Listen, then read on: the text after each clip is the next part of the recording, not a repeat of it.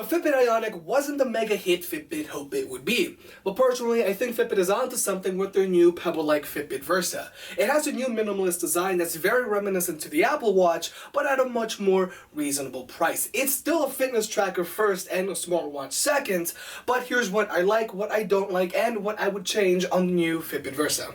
Depending on which Fitbit Versa you get, they'll either cost you $199.95 or $229.95. The $200 models come with either black, rose gold, or silver aluminum casings, and they all come with your classic silicone wristbands. The $230 models, like the one I have here, comes with either graphite or rose gold aluminum casings, and in addition to your classic silicone wristbands, they also bring a fabric wristband. If you want to pick the Fitbit Versa up, I'll have a link in the description below, and if you use the link, it really helps out the channel. I suggest you check them out because Fitbit trackers routinely go on sale, so you might get lucky.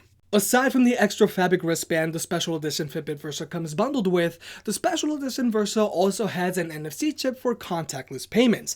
Personally, I don't really care for the NFC chip in the Versa because I just prefer to use my phone for tap to pay, so I suggest you just pick up the special edition Versa because you want more than one wristband to choose from. And personally, I think Fitbit should have just included NFC on both Versa models. Now, actually removing the wristbands from the Versa isn't as easy as the Apple Watch, but after you get the hang of it, it should be painless. And Fitbit also gives you the option to choose from leather or stainless steel bands as well, which are sold separately of course.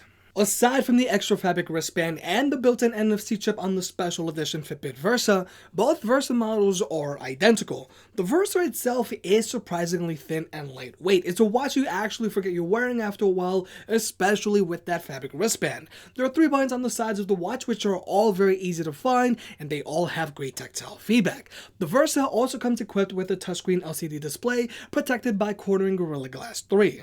And even in direct sunlight in a clear sunny day, I have no issues actually seeing the display. The touchscreen controls and responsiveness of the Versa when navigating through the menus and opening apps is good, but there might be some hiccups here and there.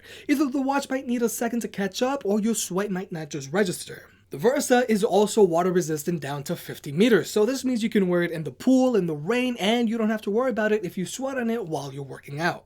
If you're someone who regularly works out and you want to maximize your results, then a fitness tracker like the Versa can help you quantify your daily activity so you can better program your training and or your diet.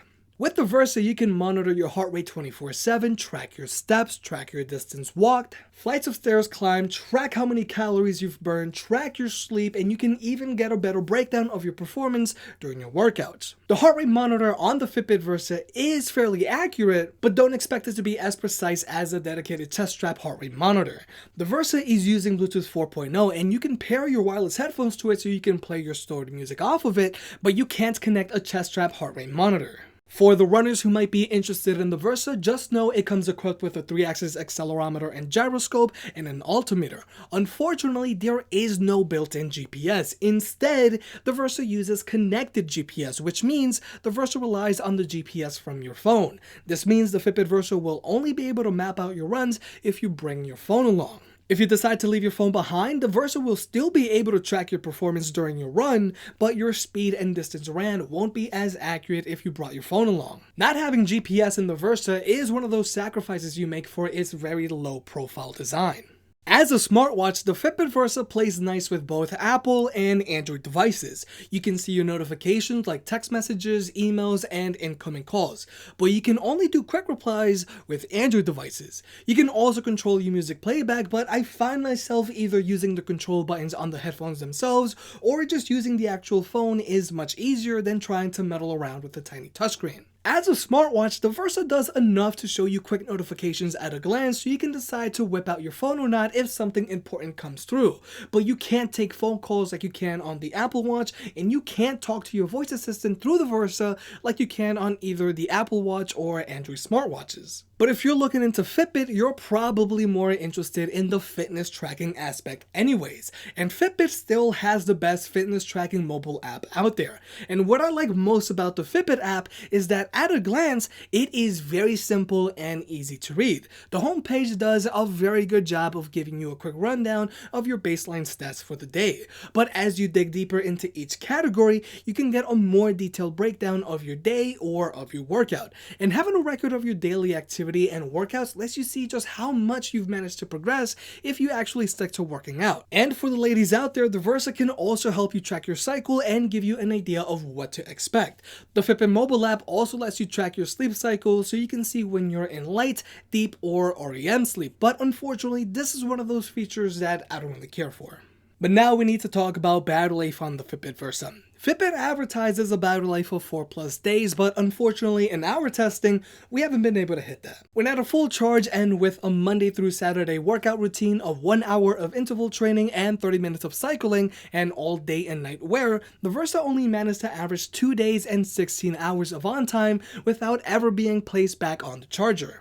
And keep in mind, this is without streaming music off of the Versa and without using connected GPS. So your battery life will definitely vary depending on your workout frequency and what features you actually use. But we found that if you just drop the Versa into its charging cradle every time you shower for 15 or 20 minutes, then the Versa will have no problem keeping up with you. Unlike some other smartwatches that you have to drop in the charger every night and you still risk it dying on you mid-afternoon. But overall, I really do like the Fitbit Versa, and I do think the Versa is going to sell better than the Fitbit Ionic. But I would have liked to see a bigger battery in the Versa. Since the Versa is so thin, I think Fitbit could get away with adding a millimeter or so without many people caring, as long as it means a longer real-world battery life. I also think Fitbit should double down on the Versa and have 2 case sizes for it. I'm a guy with not so big wrists, but the Versa still looks a little small on me. I think a larger Versa would be great for guys who aren't really interested in the Ionic's design or built-in GPS. I do think there is a lot of potential for the Fitbit Versa, and I feel the Versa is a solid fitness tracker for your casual gym goer.